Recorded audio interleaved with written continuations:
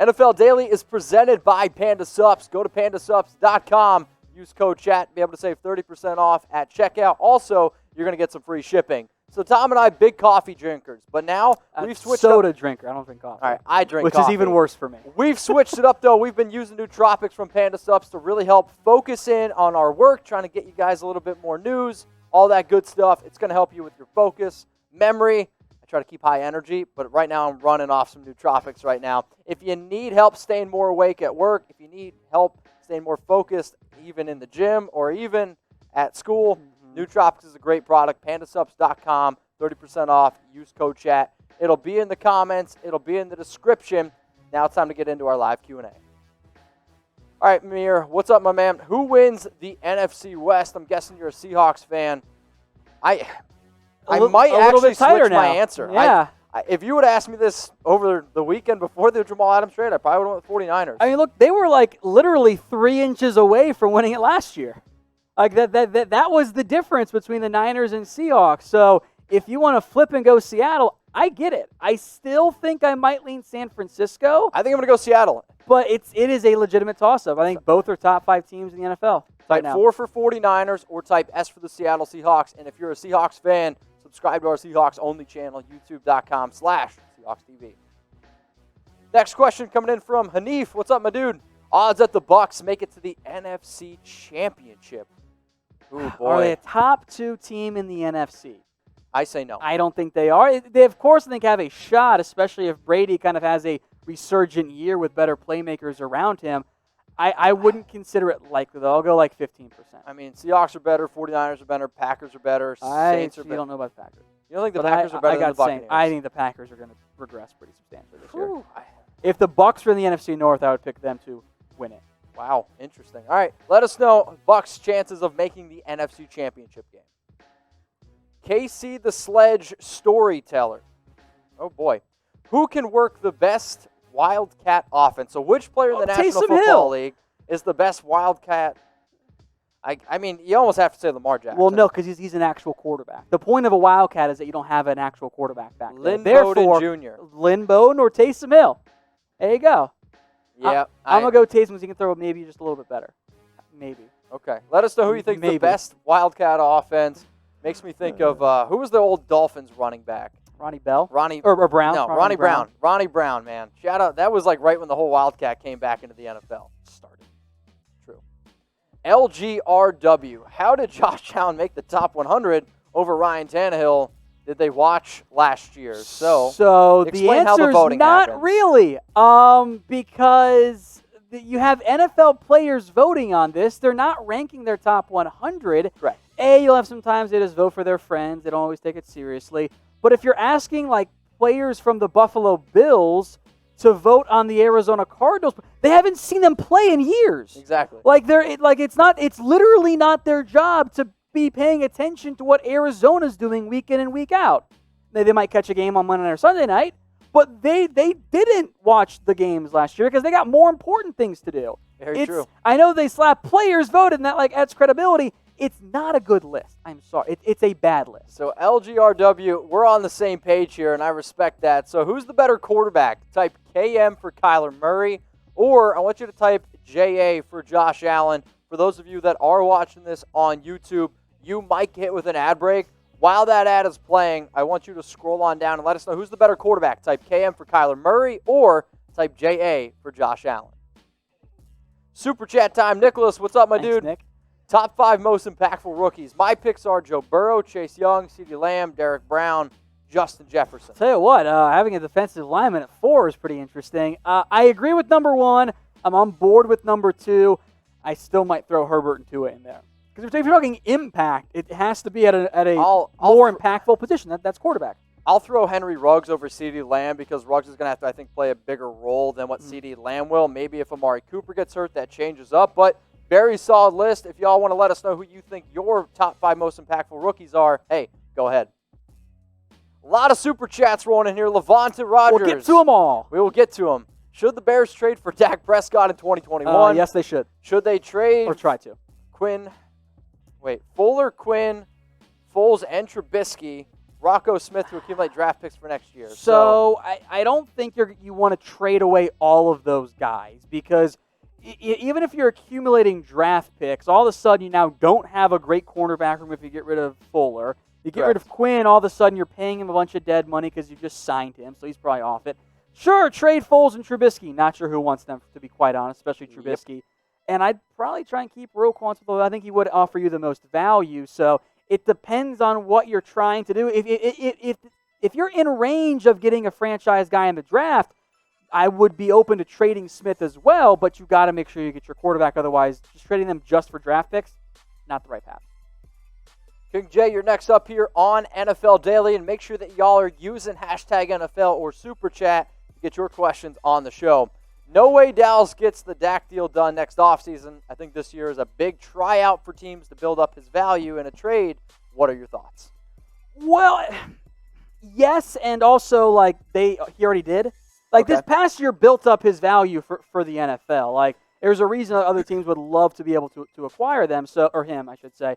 So yep. I think you're right. I don't think a deal gets done next offseason. I think it's either a tag or he hits free agency. And if he hits free agency, maybe he might end up leaving. So I think there is going to be, a teams will be watching him as a potential addition. But I think that Dak and the Cowboys' number one goal is to win games and not just build up trade value. No, but I do think that there are going to be trade rumors around him next offseason. There has to be. David Velma, I know you're a 49ers fan, and for all the 49ers fans out there, go subscribe to our 49ers only channel. Over 20,000 subs on that bad boy. You see it at the link below, youtube.com/49ers TV. Over 25,000. Look at me, I can't even count. Why do you think Lynch was so quiet until now? Yeah, well, John Lynch kind of came out, had some comments, a bunch around Jamal Adams that I saw. Simply put, David, there wasn't anything to talk about. There was no minicamp. There was no OTAs. Once the draft ended, there's not a lot of reasons for Lynch to have regular meetings here. Now that camp's getting here, I think you'll hear more from John Lynch, but I think that was the real reason why Lynch was quiet, because he didn't have to talk at all. So, 49ers fans might not have slept too well once they saw the Jamal Adams trade go down. Cowboys fans too. Maybe y'all out there, hey, did you sleep well last night? Give me a Y for yes. Give me an N for no. I'll be honest. I slept like crap. Oh, that's not great. I have not been sleeping well whatsoever. Okay, I've been really, really struggling. Take the sleep aid, dude. Oh, yeah, I mean, I would love to be able. I just ran out, so I'm going to have to probably get some more from Panda Sup. So, did y'all sleep okay last night? Y for yes, N for no. If you're saying, no, I didn't, I got a product for you that's going to help you out. Go to pandasups.com. Use code CHAT where you're going to be able to save 30% off. It's going to put you in a better mood. It's going to help you sleep better, but you're also going to get a better night's sleep. And when you wake up, when that alarm goes off, you're not going to be like, oh, man. No, you're going to wake up alert. You're going to pop right out of bed, ready to rock and roll to get the day started.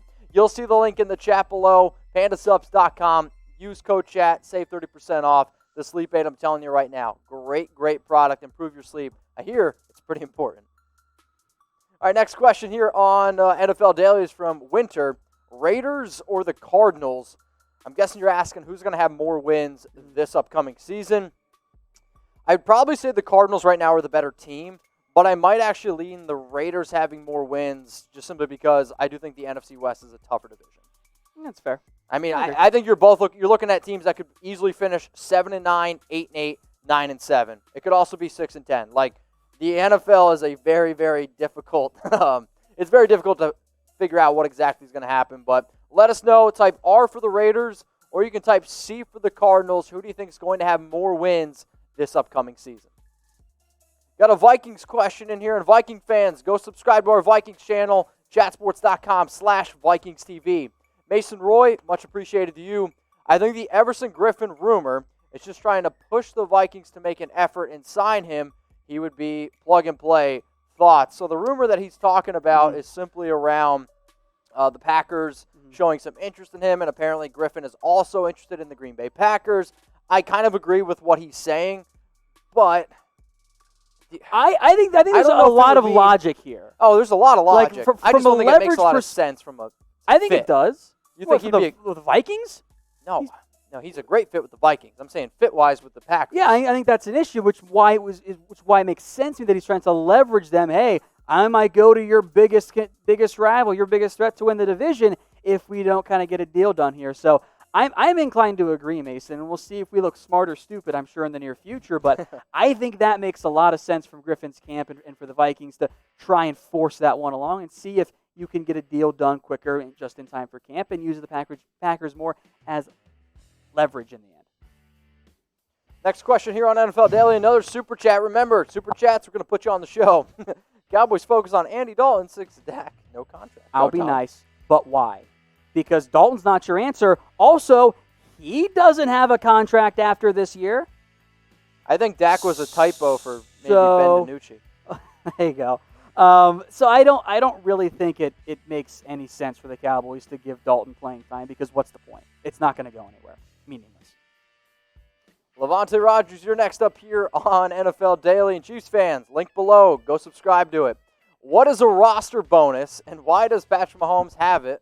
Is the figure prorated? So roster bonus is a way of giving a player money that's not necessarily a base salary or a signing bonus. What it means is if you're on the roster by a certain date, or if you play a certain amount of games, you'll get a certain amount of money.